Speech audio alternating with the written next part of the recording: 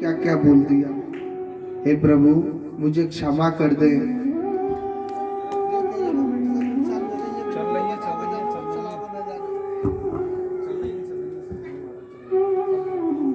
तो महाराज मैंने रूप के अभिमान में आके न जाने आपको क्या क्या बोल दिया। प्रभु मुझे आप क्षमा कर दे।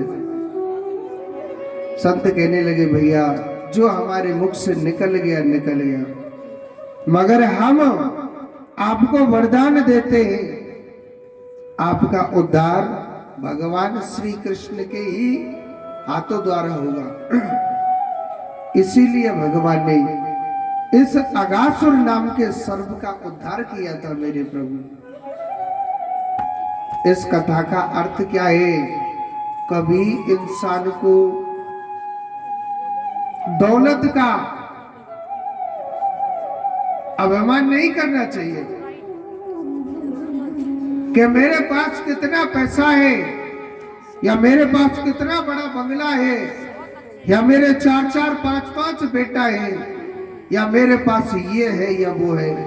अरे दारी के जब तेरो बुरो वक्त आवेगो न पैसा संग देगो न संतान साथ देती है। जब जीव का बुरा वक्त आता है कोई किसी का साथ नहीं देता है, कोई किसी का साथ नहीं देता है जब जीव का बुरा वक्त आता है। आपने भगवान का नाम लिया, आपने भगवान का चिंतन किया, ये सदैव सदैव साथ देता है। देखो ईश्वर की भक्ति में अंधेर नहीं है, थोड़ी सी देर है। ईश्वर की भक्ति में अंधेर नहीं है, थोड़ी सी देर है। और जो ईश्वर की भक्ति करता है, जो मेरे कृष्ण का चिंतन करता है, थोड़े से कांटे जरूर आएंगे मगर आप गिर नहीं पाओगे। देखो एक मैं आप बीती स्वयं बताता हूं। कहते हैं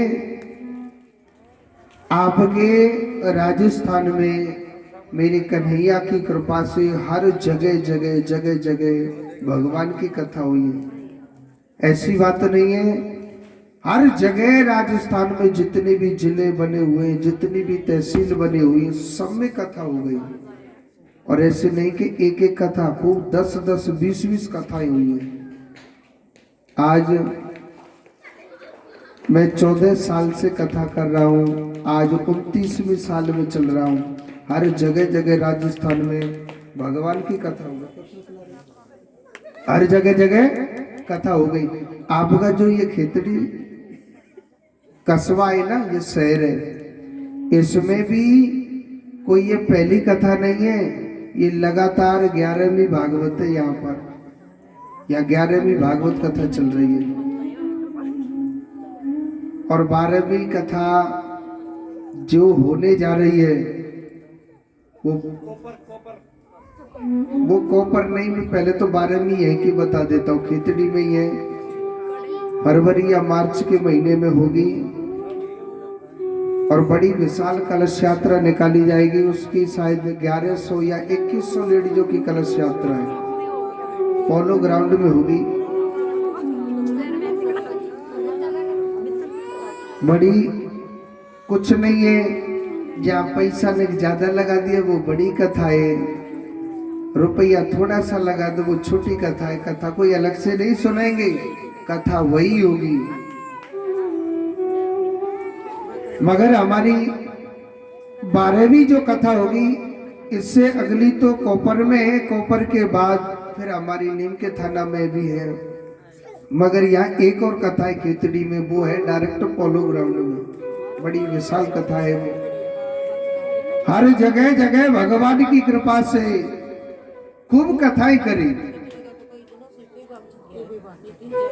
मगर एक दिन मन में मेरे भी विचार आया था, हम दुनिया से कहते हैं कि आप भगवान का नाम लो, भगवान का भजन करो, भगवान का चिंतन करो, हम भी सबसे बोलते हैं, मगर मन में विचार आया हमको भी तो कुछ करना चाहिए है? तो देखो कहते हैं एक दिन मेरे मन में विचार आया कि मथुरा वृंदावन कहते हैं मथुरा वृंदावन में महंगाई बहुत है। मथुरा वृंदावन में महंगाई बहुत है। कोई भी व्यक्ति जाता है 1000-2000 रुपए रुकने के लगते हैं, फिर 1000-2000 रुपए खाने के भी लगते हैं, मगर उनको चैन से सुख नहीं मिलता है। मेरे मन में विचार आया मैं एक ऐसा आश्रम बनवाऊं जहाँ खाने की, पीने की, रहने की फ्री सेवा व्यवस्था, चाहे कितने भी लोग हों। कोई किसी से ये नहीं है कि श्रद्धा से चढ़ाओ या ये करो वो करो, ये पाखंडता बिल्कुल नहीं। हम भगवान की कथाएं करते, कथाओं में जो आएगा सबको भोजन पानी खिलाओ।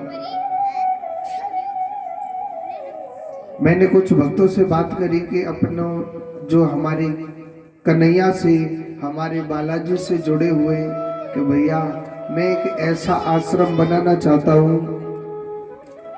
देखो कन्हैया की कथा सुनाता हूं, मगर थोड़े दो नाम में बालाजी के भी ले लेता हूं क्योंकि मेरी आस्था बालाजी में बहुत ज्यादा है। तो सोचने लगा कि एक बालाजी का मैं आश्रम बनाना चाहता हूं। और सुनो, कहते ही ये मांस की जीव होती है, बोलने में जोर नहीं पड़ता है। सब लोगों ने कहा महाराज ऐसा करो, आप बनाना चाहते हो ना गोवर्धन में आश्रम, ठीक है बनाइए, हम तुम्हारा साथ देंगे। ठीक है कोई बात नहीं। एक भक्त का फोन आया, वन महाराज जी आप जो भी आश्रम बना रहे हो ना, सबसे पहले साथ मेरा लेना, जो भी आप कहोगे मैं आपके लिए वही दे दूंगा। ठीक है भैया। अब मन में विचार आया कि देखो जो मनुष्य कहता है कि मैं कल ये करूंगा या कल वो करूंगा, वो जिंदगी में कुछ नहीं कर सकता है। वेद कहता है कि काल करे सो आज कर और आज करे सो अब। पल की नहीं पता पल में क्या होगा। ऐसा हुआ था कि कोटपुतली में एक मेड़ता कॉलोनी है, वहां पर एक राजपूत थे। उनकी आस्था हनुमान जी में बहुत ज्यादा थी और उनकी इच्छा थी कि मैं अपने जीते जी बालाजी का एक इतना सुंदर मंदिर बनाऊं, इतना सुंदर कि एक बार जो देखे उसको देखता ही रह जाए। और हकीकत में उन्होंने ऐसा ही बालाजी का मंदिर बनाया था। मगर कहते हैं कि भगवान की जो इच्छा होती है वही होता है। मंदिर बहुत सुंदर बनाया और जब मूर्ति प्रतिष्ठा होने का समय हो रहा था ना, सोई उनकी किसी चीज से मृत्यु हो जाती है, मूर्ति नहीं बन रही। अब मन में सोचने लगे भैया हम भी कहीं ऐसा ना हो कि बालाजी का मंदिर बनाते जाएं और जब मूर्ति पधराने को समय आवे, क्योंकि कल किसी का नहीं पता। सच्ची लगन होगी, जीत तो होगी, मगर थोड़े कांटे जरूर लाएंगे आपके लिए। मन में विचार आए भैया बाद में मंदिर बनेगा, पहले तो हम दूल्हा लेके आते हैं। हाँ क्या लेके आते हैं? दूल्हा, मूर्ति को लेके आते हैं। और बात मूर्ति आ जाएगी, बाद में मंदिर बनियो चाहे मत बनियो, हनुमान जी को तो बिठाना पड़ेगा, क्योंकि मूर्ति को तो कोई वापस लेगा ही नहीं लेगा ना। चाहे थोड़ा सा सीमेंट ले आओ कटोरा भर के, मगर चुपकानी तो पड़ेगी मूर्ति है। तो एक भक्त से कहा मैं भैया आप कहने लग रहे कि आप महाराज मुझसे पहले सहयोग लेना, तो दीजिए बताओ क्या देना चाहते हैं। उन्होंने कुछ 40-50 हजार रुपए दिए थे और बालाजी की अच्छी सुंदर प्रतिमा लेकर के आ गए हम। और सुनो, समय ने ऐसी परीक्षा ली, समय ने ऐसी परीक्षा ली, मैं लोगों से कहता था भैया मैं इच्छा पूर्ण बालाजी, नाम भी हनुमान जी का निकाला, इच्छा पूर्ण बालाजी धाम आश्रम। बहुत लोगों से कहा, किसी ने भी मेरा साथ नहीं दिया था। हनुमान जी को खड़े खड़े पीपल के वृक्ष के नीचे 6 महीने होने को जा रहा। हनुमान जी को खड़ा कर दिया था बालाजी की प्रतिमा को पीपल के वृक्ष के नीचे, उसके नीचे खड़े खड़े 6 महीने होने को जा रहे, किसी ने मेरा साथ नहीं दिया। तो मैं सोच रहा ठीक है भाई बालाजी महाराज, जैसी आपकी इच्छा भाई, आपकी मर्जी के बिना कोई भी कार्य नहीं होता है। मैं बहुत दुखी हो गया था, किसी ने भी साथ नहीं दिया। और कहते हैं कि इस दुनिया में संसार में किसी के आगे मत मांगो, भगवान से रोइए। भगवान से रोगे वही भगवान, न जाने किस वेश में नारायण मिल जाए। वो परमात्मा किस रूप में आता है वो भगवान ही जानता है, हम समझ नहीं पाते। भगवान आता है मगर हम लोग पहचान नहीं सकते।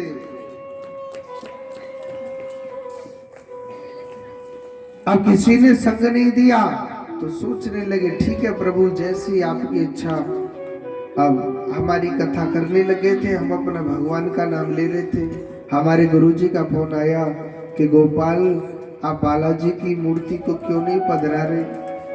मैं महाराज पधराए कहाँ, मंदिर ही ना है, मंदिर में पधराई जाती है, कोई पैसा ही ना दे रहे, जेब में अठन्नी ना है, हमारे मंदिर काते बनाए।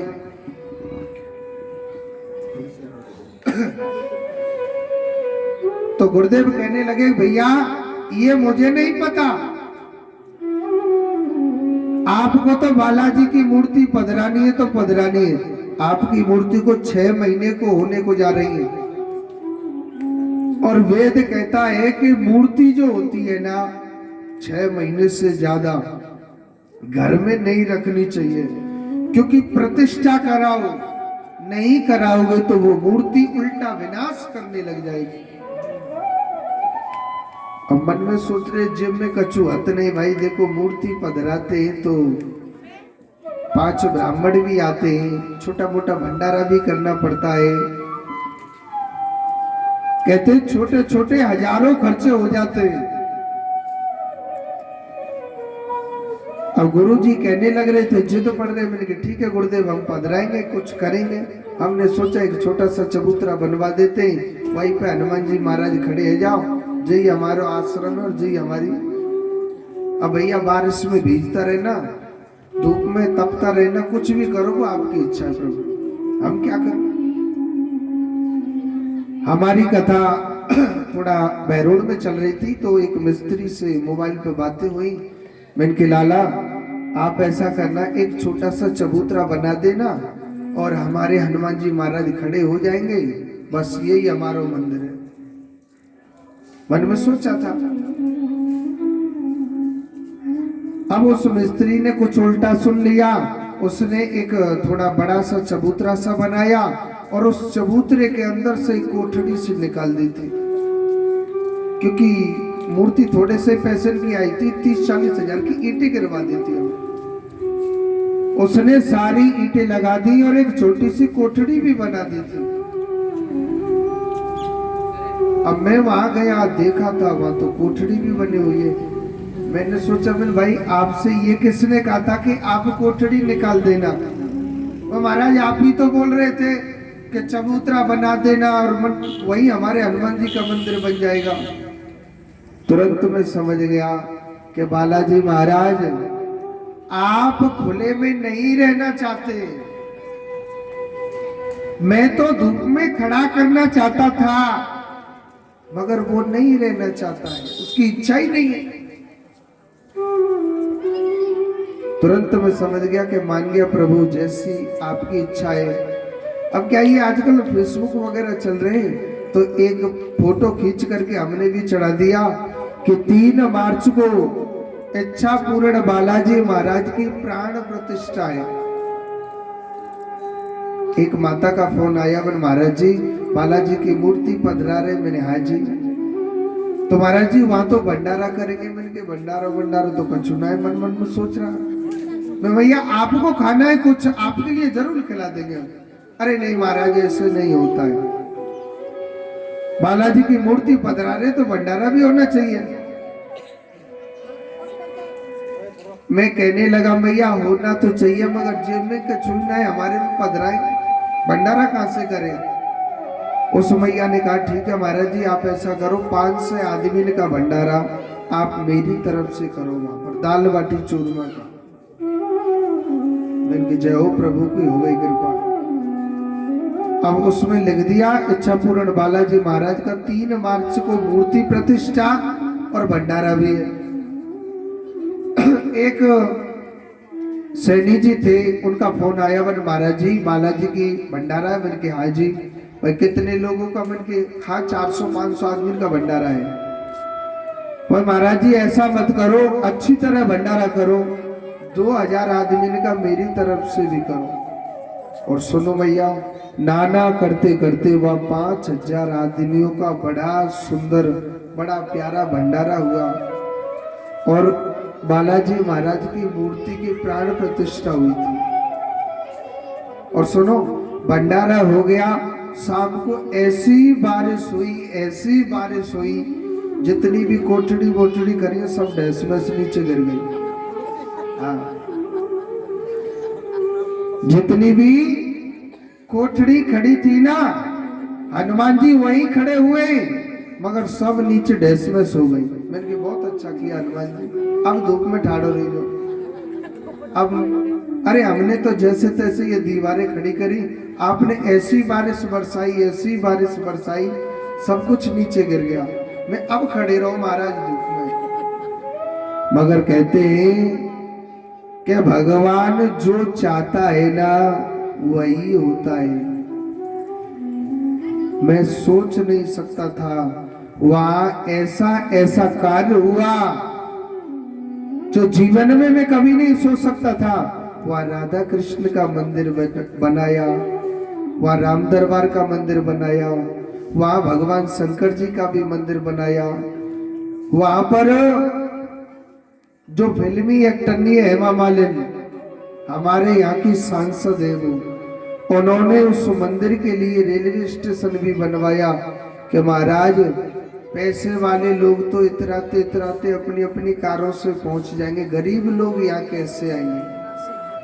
तो राधा कुंड से जो अगला स्टेशन आता है, गोवर्धन से जो अगला स्टेशन आता है वो राधा कुंड आता है।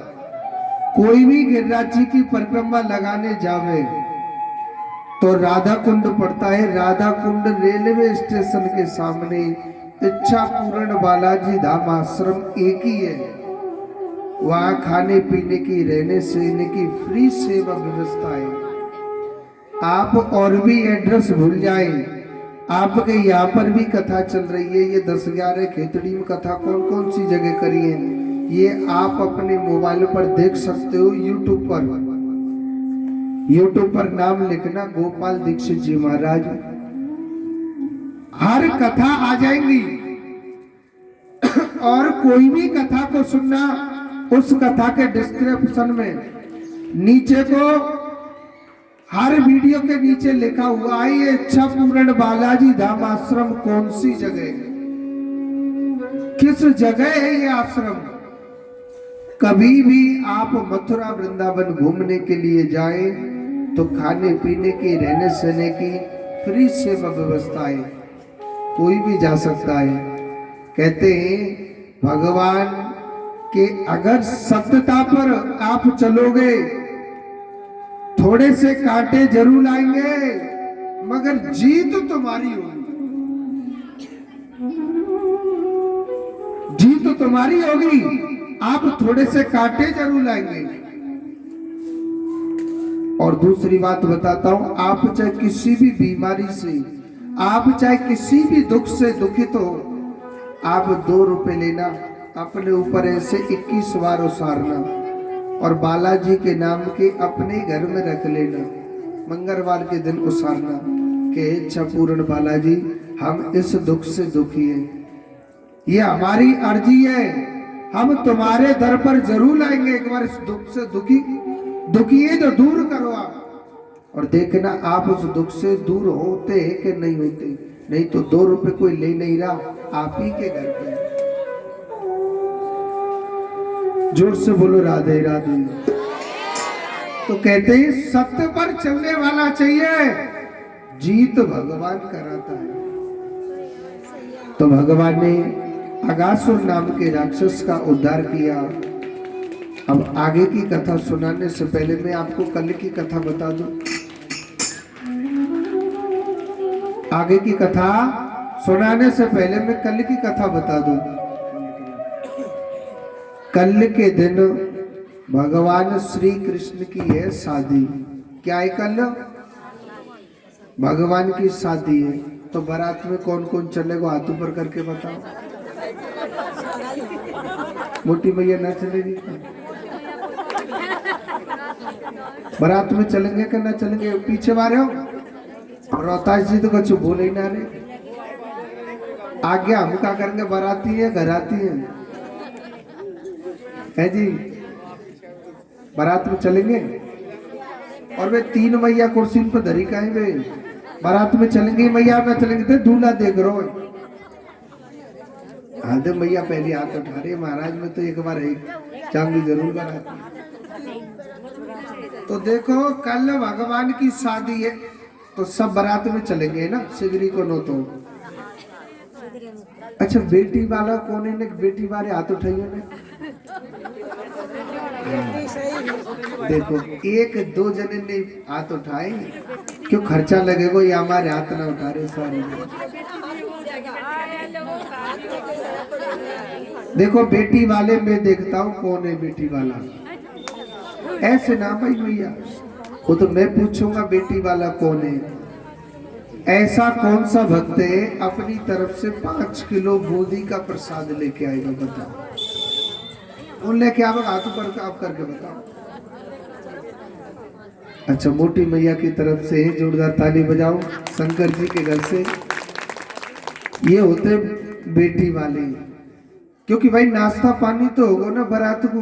ना बाराती आ जाएंगे फिर दो मैया ताने मारेगी। बारात में तो बुला लिए, खिलाया तो कुछ है नहीं, कहेगी कि ना कहेगी मैया। और दूसरे बाराती कौन है? बेटी वाला। 4 किलो नमकीन कौन लेके आ सकता है अपनी तरफ से? बताओ। तो दूसरी मोटी मैया की तरफ से ताली बजाओ। 4 किलो नमकीन इनकी तरफ से आएगी। ये होते हैं बेटी वाले। एक चीज की और व्यवस्था है। एक चीज क्या है कि आप देख लो यहाँ पर जितने भी भक्त बैठे हुए हैं अपनी तरफ से चाय कौन पिलाएंगे? ऐसे ना जी, या मैया की तरफ से। क्या नाम है मैया? मैया इसको सारो मार रही है। पत्री मैया की तरफ से जोरदार ताली बजा दो। ठीक है। अच्छा आप जो बूंदी लेकर के आए तो 50 दोना होते ना। 50 दोना आप ले आना, 50 दोना आप भी ले आना महाराज जी, है ना। और मैया आप 100 गिलास ले आना चाय के साथ में। ठीक है, जोड़ते बोलो। ये होते बेटी वाले। कल भगवान की शादी बड़े धूमधाम से भगवान की झांकी भी निकाली जाएगी और कल भगवान की शादी है। तो जोर से बोलो। और कल के दिन सभी माताओं को क्या लेके आना है? कन्यादान। कहते हैं कि जो बेटी का कन्यादान करता है उसको गरीबी नहीं सताती है। तो सभी को जो आपकी श्रद्धा है कन्यादान लेके आना है। दूसरी बात देखो, 2 दिन की कथा शेष है। 2 दिन की कथा और शेष रह रही है। और हमारे पास अभी 4-5 भक्तों का सहयोग आया है और 500 रुपये का सहयोग आया है। और एक हमारे शंकरलाल सोनी जी ने 5100 रुपये का सहयोग दिया है। देख लीजिए मैया, 1000-2000 रुपये में घाटा नहीं जाएगा। और मैंने बोला भी था, ठीक है, तो जोड़ते बोलो राधे राधे। अब आइए कथा में प्रवेश करते हैं। भगवान श्री कृष्ण ने इधर धैनकासुर नाम के राक्षस का उद्धार किया, इधर कागासुर नाम के राक्षस का उद्धार किया। भगवान गैया चराते जा रहे हैं और पापियों का मेरा कृष्ण उद्धार करता जा रहा। एक दिन की बात, 56 प्रकार की मिठाई बनाई मैया जसोदा ने, और कहते हैं कि पहले देवराज इंद्र का भोग लगता था। देवराज इंद्र का पहले भोग लगता था, और देवराज इंद्र का जब भोग लगता था तो देवराज इंद्र तब बारिश बरसाते थे। भगवान श्री कृष्ण कहने लगे, बाबा मैं तुम्हें ऐसो देवता बता दूं, आप चाहे बाको कड़ी बाजरे को भोग लगा दीजिए और बाबा तुरंत वो खाने के लिए देगा। वन ऐसो देवता कौन है? वन ऐसो देवता है मेरो गिरिराज महाराज। ब्रजवासी भगवान श्री कृष्ण पर बड़ा विश्वास करते थे। भगवान श्री कृष्ण पर बड़ा विश्वास करते तो सभी ग्वाल वालों ने पकवान बनाए थे। काऊ ने लड्डू बनाए, काऊ ने कचौड़ी बनाई, काऊ ने पेड़ा बनाए, काऊ ने बर्फी बनाई, ऐसे 56 प्रकार के भोग बनाए और गिरिराज जी की पूजा करने के लिए जा रहे हैं। भगवान ने गिरिराज जी के मन से मानसी गंगा का प्राकट्य किया, गिरिराज जी को स्नान कराया। देवराज इंद्र देखने लगा, ये ब्रजवासी पागल हो गए थी के किस पहाड़ पत्थर को पूजने के लिए जा रहे। मेघों से कहा था, मेघो जाओ ब्रज में घन घोर मूसलाधार बारिश करिए। अब तो बिजली तड़तड़ाने लग रही है, बादल गरजने लग रहे, बड़ी भयंकर वर्षा हो रही है। ग्वाल वाले कहने लगे, अरे ओ कान्हा हमारी रक्षा करो। भगवान ने बातों ही बातों में गिरिराज महाराज जी को अपनी कन्नी उंगली पर धारण कर लिया। बोलिए गिरिराज महाराज की। तो भगवान श्री कृष्ण के गिरिराज महाराज आज संजू भैया गिरिराज जी को लेकर के आए, और आप सभी माताएं जो पकवान बना के लाई हैं, आप सबको भोग लगाना है गिरिराज जी का। रोहतास जी इधर आए, एक बार भोग लगाना है आपको। जो भी आपकी श्रद्धा भेंट चढ़ानी है। और कहते हैं कि कलयुग के बड़े प्रत्यक्ष देवता ही गिरिराज महाराज, जो शाम के समय 108 परिक्रमा लगा देगा, तुम्हारी मन की मनोकामनाओं को पूरे करने वाला है गिरिराज महाराज। तो आप सभी को गिरिराज जी का भोग लगाना है। जोर से बोलो राधे राधे।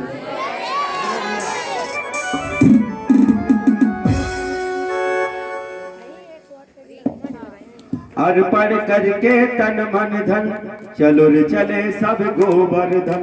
अर्पण करके तन मन धन, चलो रे चले सब गोवर्धन।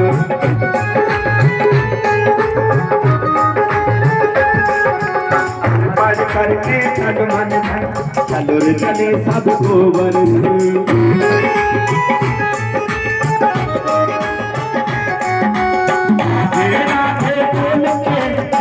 पर ब्रह्मा